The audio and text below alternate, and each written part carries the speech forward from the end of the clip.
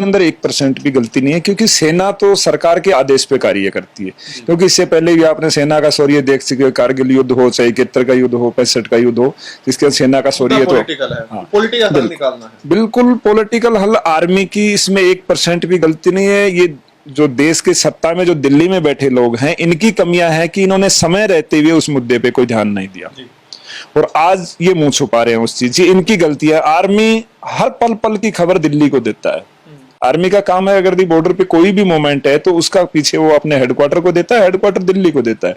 क्योंकि हम सर्विस में थे, हम भी यही करते, पल पल की खबरें देता है। लेकिन दिल्ली में जो निकम्मे लोग बैठे रहते हैं वो उसके रिप्लाई नहीं देते, जिसका खामियाजा आज हमारे 20 जवानों की शहादत से भुगतना पड़ा। और चाइना कोई आज से नहीं कर रहा, काफी सालों से कर रहा है। पहले भी हमारी कितनी जमीन कब्जा किया हुआ है। और चाइना कभी भी भारत के साथ युद्ध नहीं चाहेगा। शायद जनता को ये नहीं पता हो, लेकिन मैं क्लियर करना चाहता हूँ कि कभी भी चाइना युद्ध नहीं कर सकता भारत के साथ, क्योंकि उसे रिजांगला का युद्ध याद है। चाइना के सैनिक नहीं लड़ सकते हमारे साथ, क्योंकि हमारे की जो आपने बात की, क्योंकि आज हम जिस इलाके में मौजूद है, यहीं के सैनिक जो है सबसे ज्यादा शहीद हुए थे, और वो सबसे बड़ी लड़ाई भी मानी जाती है। बिल्कुल सबसे बड़ा युद्ध था। एक ने मल्ल युद्ध के 10-10 को मारा था। आज मोदी जी ने कहा कि जो है हमारी जो शहीदों का बलिदान है व्यर्थ नहीं जाएगा। नहीं, खाली कहने से तो पुलवामा में भी किया था इन्होंने। पुलवामा में भी कहा था कि पुलवामा के नाम पे वोट भी मांगा था। उसके बाद क्या सर्जिकल स्ट्राइक में कहा था कि हमने उनके 600 मार दिए। ये तो सब अफवाहें। आज कह रहे हैं कि हमने चाइना के 40 से 43 जवान मारे हैं। अब कौन सा ये कैमरा लेके गए थे? ये चीजों की झूठी अफवाहें फैलाते।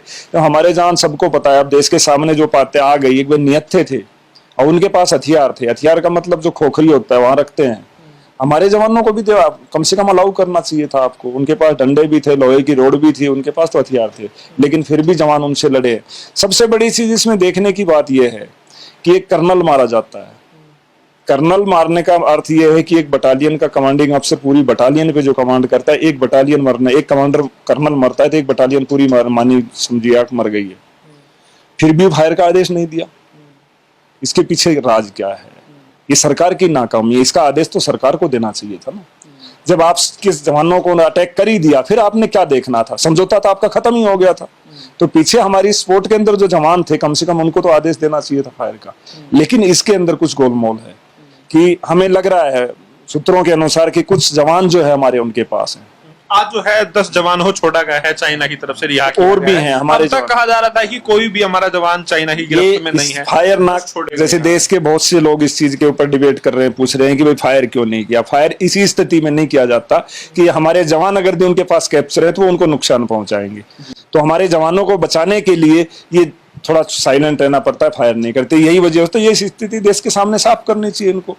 अगर भाई ऐसे ऐसे हमारे जवान जो है उन्होंने कैप्चर कर लिया। कुछ छुपाया जा रहा है? नहीं, ये तो लग नहीं रहा। सत्य है, इसमें कोई दो राय नहीं, सत्य है। और जो जवान जो दिखा रहे हैं, जो 20 जवान मरे हैं, इनकी भी संख्या आप देखेंगे ज्यादा निकलेगी आपके सामने। 27 के करीब तकरीबन जो है हमारी जो शहादत है 27 के करीब है। और हमारे 17 के करीब जवान आज आप कह रहे हो, मैं तो नहीं सुना है, हो सकता है 10 जवान रिटर्न किए हैं तो और भी है। 17 के करीब जो हमारे पास जो डिटेल है, जो फौज की तरफ से 17 के करीब उन्होंने कैप्चर किए थे। तो उसकी वजह से हो सकता है फायर ना किया। लेकिन मुझे बड़ा अजीब लगा पहली बार कि आज तक टीवी चैनल के ऊपर एंकर जो है वो सेना की गलती बता रहे हैं। तो कह रहे हैं कि सेना का काम है पेट्रोलिंग करना, इसमें सरकार ही कोई गलती नहीं है। तो जब सर्जिकल स्ट्राइक किया तब तो मोदी जी का नाम है कि मोदी ने सर्जिकल स्ट्राइक किया। और जब सेना की जब शहादत हो जाती है तब सेना को बदनामी देते हैं। भाई ये सारी कानून व्यवस्था सब कुछ सेना का काम है। लड़ना वो तो लड़ेगी, आप आदेश दीजिए, वो तो तैयार है। आप चाइना आप आदेश दीजिए, चाइना के अंदर कल ही 10 किलोमीटर 50 किलोमीटर अंदर घुसने को तैयार है। वो अपनी जान की परवाह नहीं करता, क्योंकि सेना, मैंने बार बार कहा है, सेना तिरंगे के नीचे कसम खाती है और मोदी जी नागपुर के झंडे के नीचे कसम खाया। तो ये फर्क है, नागपुर के झंडे का और तिरंगे का सम्मान का बहुत ज्यादा फर्क है। तो इस तरह की मोदी जी को बचाने के लिए टीवी चैनल जो मोदी चैनल जो लगे हुए हैं, ये गलत नीति है। पूरे देश को इसका विरोध करना चाहिए। दूसरी बात, अभी लोगों को उलझाया हुआ है कि आप चाइना का सामान का बहिष्कार कीजिए, चाइना का सामान का बहिष्कार कीजिए। मोदी जी के एक मंत्री है रामदास अठावले, उन्होंने तक यहाँ तक कहा कि चाइनीज जो खाना है उसका बहिष्कार कीजिए। ये कौन सा तर्क हुआ? क्योंकि जो भी चाइनीज फूड यहाँ पे बनता है तो हमारे यहाँ के लोग हैं, उससे चाइना की अर्थव्यवस्था का क्या लेना देना? मैं ये कहता हूँ, देश के गृह मंत्री हैं, उसके लड़के बीसीसीआई के अध्यक्ष, उनको बोलिए कि सबसे पहले जो वीवो का कॉन्ट्रैक्ट है कितना 441 करोड़ कितने का है, उसको आप रद्द करके दिखा दीजिए। आपने जितने टेंडर चाइना को दे दीजिए वो आप रद्द कर दीजिए। आम जनता तो कर देगी, ऐसा कुछ नहीं है, आम जनता तैयार है। आप अब देश सरकार पहले बहिष्कार करे, सरकार को करना चाहिए, जनता बाद में। जनता तो तैयार है, जनता तो अभी भी कर रही है। आपने देखा हो बहुत से लोगों ने ऐप वगैरह भी डिलीट किए, आप देखेंगे यूजर कम हुए हैं। जनता तो कर रही है, लेकिन सरकार क्या कर रही है? सरकार तो उनके राष्ट्रपति को बिठा के झूला झुला रही है, कभी चाय पिला रही है उनको।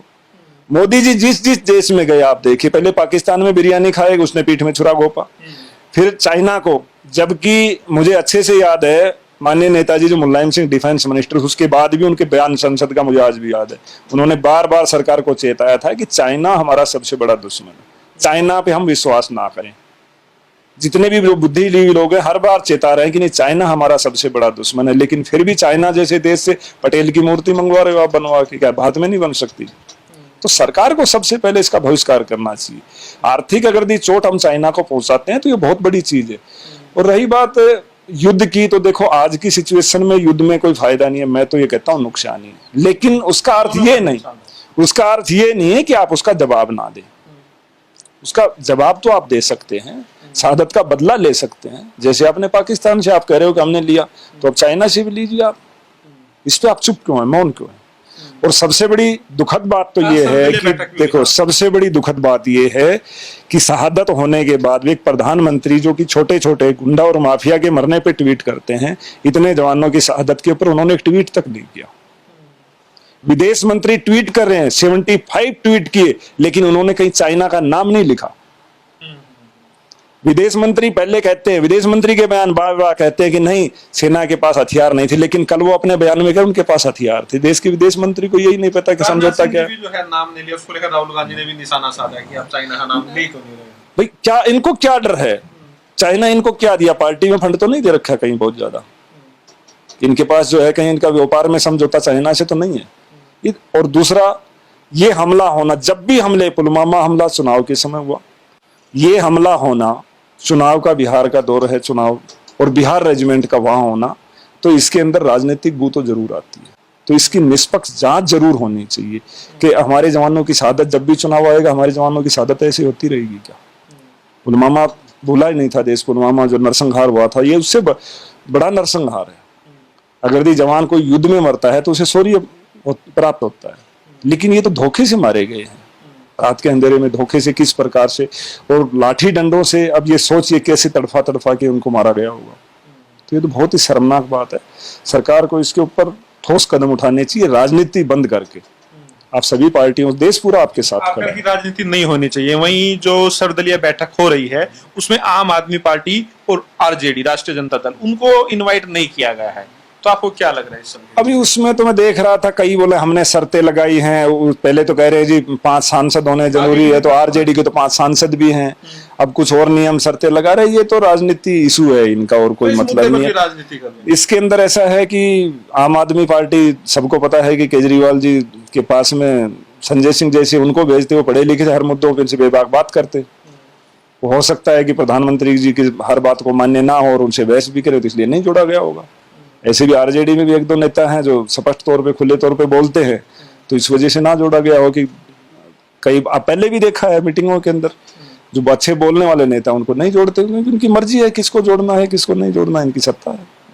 लेकिन सर अब सवाल यही आ रहा है, क्योंकि अगर जनता बाइकआउट कर रही है और चाइनीज जो प्रोडक्ट है उसका बहिष्कार की बातचीत कर रही है, तो और क्या क्या आपके हिसाब से होना चाहिए और किस तरीके से जवाब दिया जाना चाहिए? नहीं देखो, बहिष्कार तो आप कर रहे हो, लेकिन देश के पास उसका विकल्प क्या है?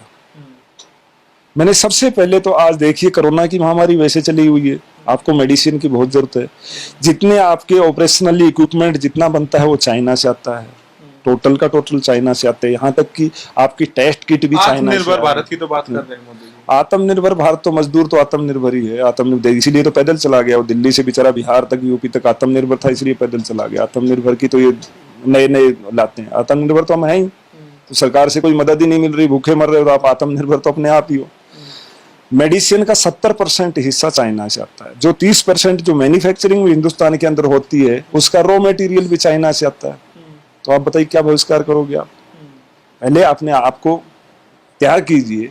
अपने देश के अंदर उद्योग धंधे वो तो आपने लगाया नहीं, वो भी चाइना को टेंडर दे रहे। रेलवे के टेंडर आपने चाइना को दिए हैं, अभी कुछ दिन पहले ही तो दिए हैं।